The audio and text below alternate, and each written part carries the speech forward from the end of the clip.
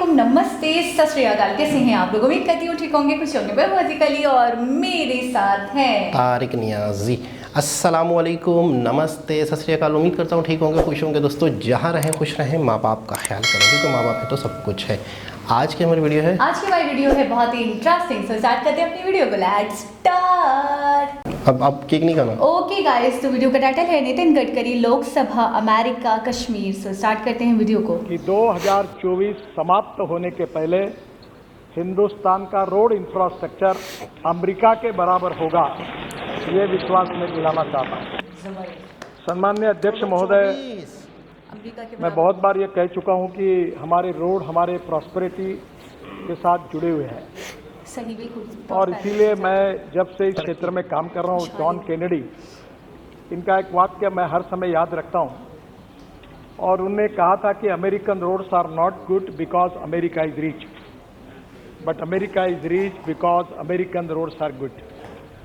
और मैं इसी बात पर भारत को आत्मनिर्भर भारत बनाने का, सुखी समृद्ध संपन्न शक्तिशाली हिंदुस्तान बनाने का जो संकल्प प्रधानमंत्री मोदी जी ने किया है, उसके आधार पर मैं इस सदन को विश्वास दिलाना चाहता हूं कि 2024 समाप्त होने के पहले हिंदुस्तान का रोड इंफ्रास्ट्रक्चर अमेरिका के बराबर होगा, ये विश्वास मैं दिलाना चाहता हूं। और मुझे पता है कि इसके कारण रोजगार भी निर्माण होगा, इसके कारण ग्रोथ भी होगी, इसके कारण एम्प्लॉयमेंट पोटेंशियल भी बढ़ेगा, इसके कारण एग्रीकल्चर ग्रोथ भी बढ़ेगी, और उसके साथ टूरिज्म भी बढ़ेगा। बिल्कुल ऐसा ही। फारूक साहब, मैं आपको अनुरोध करूंगा, केवल जम्मू कश्मीर में हम 60,000 करोड़ के काम कर रहे हैं अभी।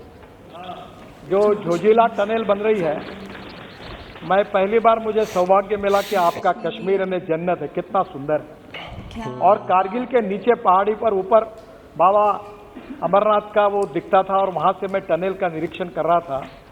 और पूरा लद्दाख और लेह से लेकर श्रीनगर आने तक कितनी कठिनाइयां थी। अब वो झेड़मोर भी टनल पूरी हो रही है। जोजिला टनल में इस समय 1000 लोग अंदर जाकर काम कर रहे हैं, -8 डिग्री में, और 2026 का काम पूरा होने की डेट थी। मैंने उनको कहा कि 24 के पहले पूरा करो, तो मुझे लगता है कि ये एक ऐतिहासिक काम हो जाएगा। लद्दाख और लेह में आने के पहले अगर हम शिमला से हम लोग अगर मनाली तक जाते हैं, तो मनाली में हमारी टनल बनी है, अटल टनल। पहले 3.5 घंटे लगते थे, अब 8 मिनट में जा रहे हैं। और वहां से अटल टनल से निकलने के बाद हिमालय के ऊपर से वही इतना सुंदर है, जो तो मैं अपने आंखों में पूरी तरह समा नहीं सका, कि पूरे वहां 4 टनल बना रहे हम लद्दाख लेह पर आने के लिए, रोड बना रहे, पूरा काफी बना है। और लद्दाख लेह से डायरेक्ट कारगिल, कारगिल से झेड़मोर, और झेड़मोर से श्रीनगर, और श्रीनगर से फिर श्रीनगर से जम्मू के बीच में हम लोग बड़ा हाईवे बना रहे हैं, उसमें 5 टनल बना रही है। काफी कुछ काम पूरा हुआ है।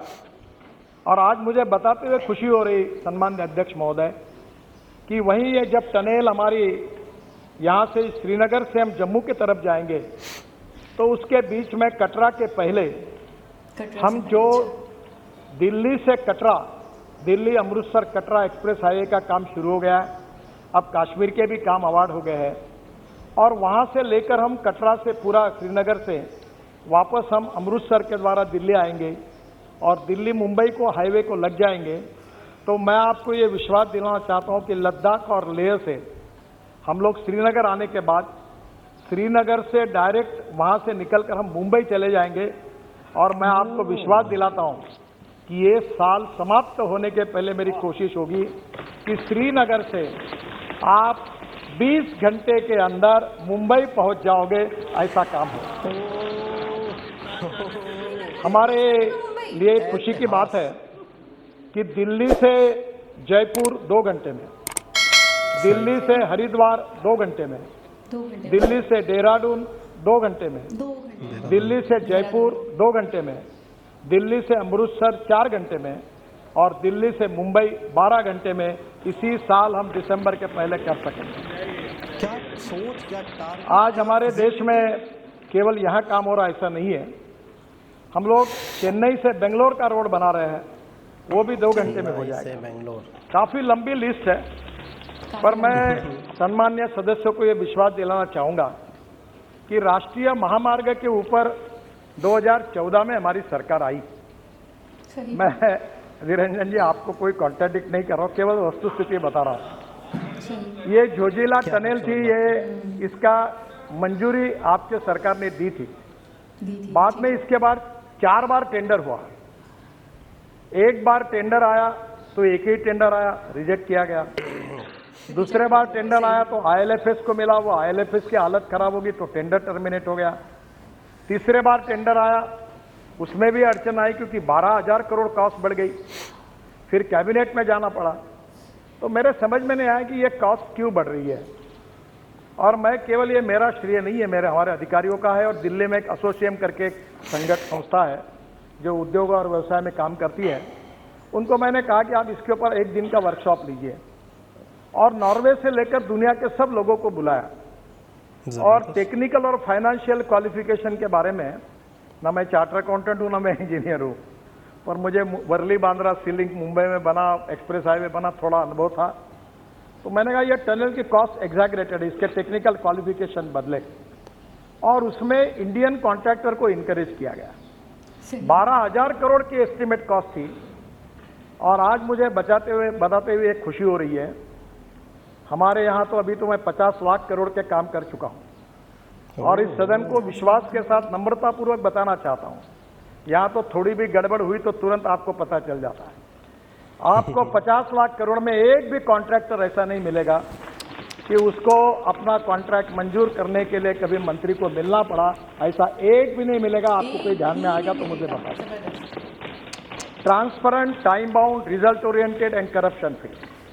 और आपको मुझे बताते हुए खुशी हो रही है, इस देश के इस टेंडर में जिस कंपनी ने कॉन्ट्रैक्ट जीता, 5 लोगों ने टेंडर भरे, कंपटीशन हुई, और हैदराबाद की एक मेधा इंजीनियरिंग करके कंपनी है, उन्होंने काम लिया। और फारूक साहब, इस एक ही काम में हमारी सरकार ने एस्टिमेट कॉस्ट से 5,000 करोड़ रुपए की बचत की और ये करने दी 5,000।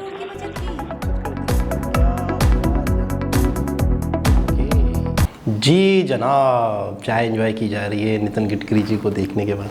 खैर बहरहाल मैं कहता हूँ कि बहुत ही नाप तोल के उन्होंने एक टाइम पीरियड दिया 2024, यानी 2024 के समाप्त होने से पहले हमारा रोड अमेरिका के रोड्स के जैसा हो जाएगा। मैं कहता हूँ बहुत बड़ी बात, बहुत बड़ी बात, बहुत बड़ी बात। कोई भी कहता शायद मुझे यकीन ना आता। नितिन गडकरी जी ने एक बात की है तो 100% उनकी सारी। अच्छा एक और चीज़, एक बंदा तकरीर कर रहा है, खड़े होकर बता रहा है यूं यूं ज़मीन आसमान मिला रहे हैं, ऐसे नहीं, सारी चीज़ें कैलकुलेट की हुई, पेपर वर्क किया हुआ, और वहाँ से देखकर वो बता रहे हैं कि ये रोड यहाँ से यहाँ तक इस सन में, इस डेट पे, ये रोड यहाँ से यहाँ तक इतने टाइम पीरियड में आप पहुँच सकते हो, इतने टाइम पीरियड में पहुँच सकते हो। और मुझे ऐसा लगता है कि ये वाला जो कॉन्फ्रेंस थी या जो था, ये कश्मीर से रिलेटेड था। यहाँ पर ये अपनी सारी फिजिबिलिटी बता रहे थे, कश्मीर कितना खूबसूरत है, कहाँ से कहाँ रोड जा रहे हैं, कितना टाइम बच रहा है। अच्छा जब रोड्स आपने बना लिए तो डेवलपमेंट अपने आप हो जाएगी, सारी चीज़ों की इनके पास कैलकुलेशन। अच्छा एक चीज़ बड़ी इन्होंने अच्छी मुझे आज समझा दी कि आप एक बहुत बड़ा काम कर रहे होते हो ना, बहुत बड़ा, जिसकी आप कैलकुलेशन काउंट नहीं कर पाते हो, तो बड़े प्रॉब्लम्स आ जाते हैं। कह रहे थे कि एक कंपनी को हमने टेंडर दिया, उस कंपनी ने काम किया, कॉस्ट बढ़ गई, वो नज़र भी आ रही है वाकई बढ़ गई। कंपनी ने हर चीज़ की कैलकुलेशन अच्छे से नहीं की थी, उन्हें पता नहीं होगा कि इतना बड़ा रोड है, कितने कितने मसाइल्स आ जाएंगे। आपको पता है थोड़ी थोड़ी कॉस्ट बढ़ती है ना किसी न किसी चीज़ पे, तो एंड बहुत फ़र्क आ जाता है। तो उन्होंने कहा कि जो नॉर्वे, अमेरिका, यहाँ की जो कंपनीज़ हैं, जो रोड्स बनाने वाले इदारे हैं, उन्हें मतलब यूँ समझ लो कि आइडिया हो गया जिसका जो एक्सपीरियंस होता है। तो उन्होंने बोला कि उन्हें बुलाओ, यहाँ के जो कॉन्ट्रैक्टर्स हैं उनके साथ बिठाओ, एक वर्कशॉप रखो, वहाँ के लोगों की जो एक्सपीरियंस हैं इन लोगों के साथ शेयर होंगे, और रोड की लंबाई, चौड़ाई और उसकी जो किस कैपेसिटी पे वो बनेगा, किस तरह का थिक होगा, क्या मटेरियल डलेगा, सारी चीज़ें एक बनाने वाला जिसको चीज़ चाहिए वो अपनी चीज़ की खुसूसियात बता सकता है। मुझे यूँ चाहिए, मुझे यूँ चाहिए, मेजरमेंट बताएगा कि इतनी है इतनी नहीं है, कि कॉस्ट नहीं बता सकता, कॉस्ट आप बताओगे। तो आप उनको क्यों नहीं शामिल करते हो जिन्होंने हज़ारों रोड बना लिए, कई रोड? ये तो नहीं बता पाएगा कि कितना मटेरियल लगेगा, वो सारा वो बताएंगे, वो बताएंगे मेजरमेंट, साइज़, ये सारी चीज़ें बता सकते हैं। मुझे इतना लंबा ये साइज़ चाहिए, इतना ऊंचा चाहिए, इतना मोटा चाहिए, इतने साल चलने वाला रोड चाहिए, 200 साल चलने वाला रोड है, ठीक है ना, तो उस पर कितना मटेरियल डलना है। मैं एक चीज़ सुनकर हैरान और परेशान हो गई। चाय पीने की आवश्यकता आ गई, देखा फिर आवश्यकता बोल दिया, ज़रूरत आ गई।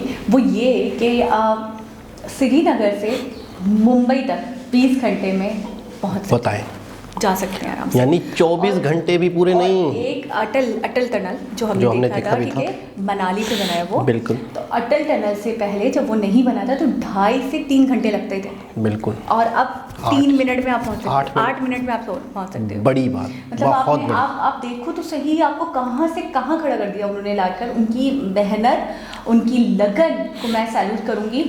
एक और चीज़ उन्होंने कहा, दिल्ली से मुंबई 12 घंटे, ठीक है, जबकि दिल्ली से मुंबई मैंने सुना बहुत बड़ा, बहुत ही ज़्यादा टाइम लगता है, बहुत ही पूरा दिन लग जाता है। अलग राज्य हो जाता है सारी, वो है महाराष्ट्र और वो अलग है।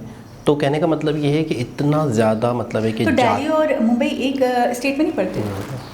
क्यों? मुंबई यूपी में और दिल्ली ये महाराष्ट्र, नहीं मुंबई जो है महाराष्ट्र में और दिल्ली यूपी में। दिल्ली यूपी में नहीं, ये नहीं कह सकता मैं। फिर मुझे तो दोनों महाराष्ट्र में लग रहे हैं। उत्तर प्रदेश में, हाँ तो यूपी तो बोल रही हूँ, यूपी बोल रही हूँ ना, हाँ महाराष्ट्र में वो मुंबई, सही है। तो कहने का मतलब ये है कि पूरे कंट्री में इनका मकसद है रोड्स का जाल बना देना।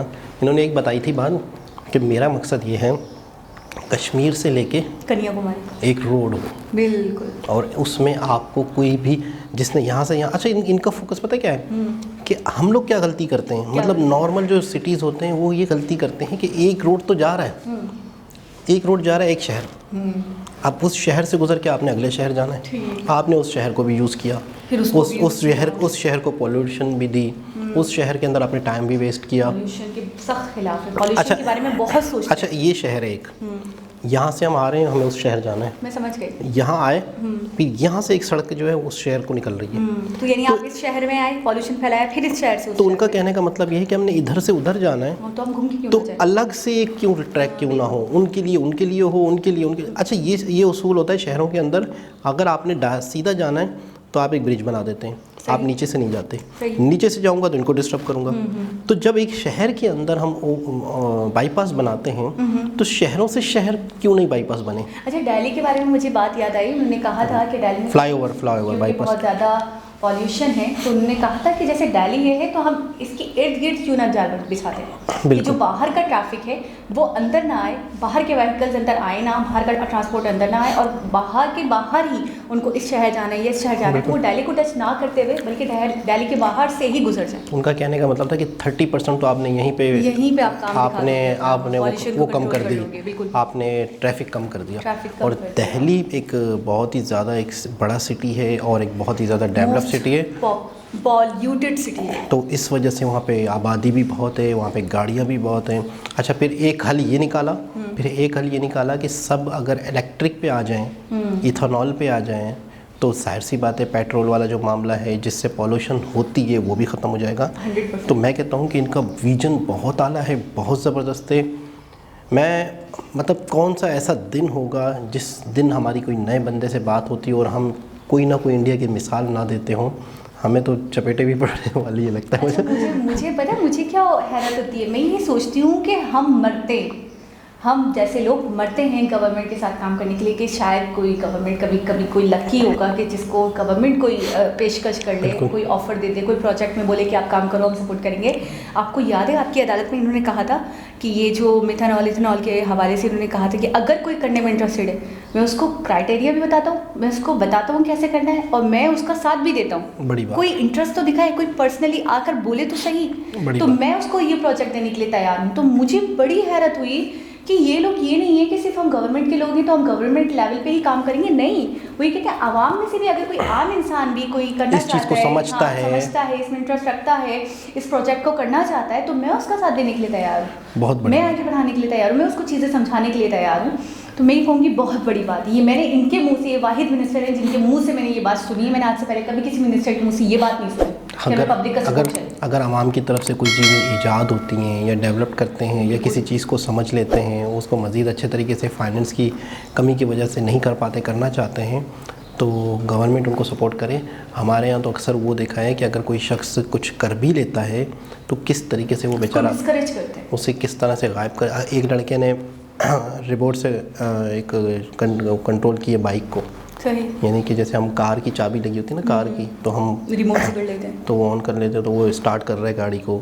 इस तरीके से काफ़ी लोग हैं कहते हैं। अच्छा, हर बंदे की मैंने वीडियो देखी कि यार हमें गवर्नमेंट की तरफ से सपोर्ट मिले तो हम इसको और अच्छे से कर लें। एक शख्स ने बाइक के इंजन से कार बना ली, कह रहा है कि ये 2 लाख रुपए की जीप बना ली, कार बना ली। हमारे यहाँ लेकिन गवर्नमेंट का सपोर्ट नहीं है। वो कहता है मुझे लाइसेंस ही दे दो, मैं खुद कर लूँगा। और ये कि लाख 1.5 बाइक ले आओ मेरे पास और 1.5 लाख दो, लोहार था और वो पूरी उसकी कार बना देगा। बिल्कुल ऐसे ही। तो ये यहाँ पे इतना इंकरेज नहीं किया जाता इन चीज़ों को। तो बहुत बड़ी बात है नितिन गडकरी जी की कि दिन ब दिन नितिन जी की जितनी भी वीडियोस देखते हैं, दिल में इज्जत, प्यार, बिल्कुल मर्तबा उनका बढ़ता है। इसमें कोई भी शक नहीं, कोई भी शक नहीं। कुछ अरसे बाद मुझे लगता है कि नितिन गडकरी जी पाकिस्तान में भी फेमस हो जाएंगे, शायद हमारी वजह से, शायद हमारी नहीं, हमारी वजह से हम पब्लिसिटी करते रहते हैं ना, बता। अच्छा, हमसे रहा नहीं जाता। और अच्छा 2024 तक वो अमेरिका जैसे रोड्स और इंफ्रास्ट्रक्चर, तब तो पता चल ही जाएगा। नहीं मैं बोल रही हूँ, तो हमारे पास अगर अभी भी आ गए तो 2044 तक तो हम बना ही रहेंगे। फिर सफ़र कौन करेगा? सब करेंगे, हम करेंगे, हाँ इंशाल्लाह। तो खैर दोस्तों, दोबारा किसी वीडियो के साथ मुलाकात होगी। जब तक के लिए अल्लाह हाफिज़।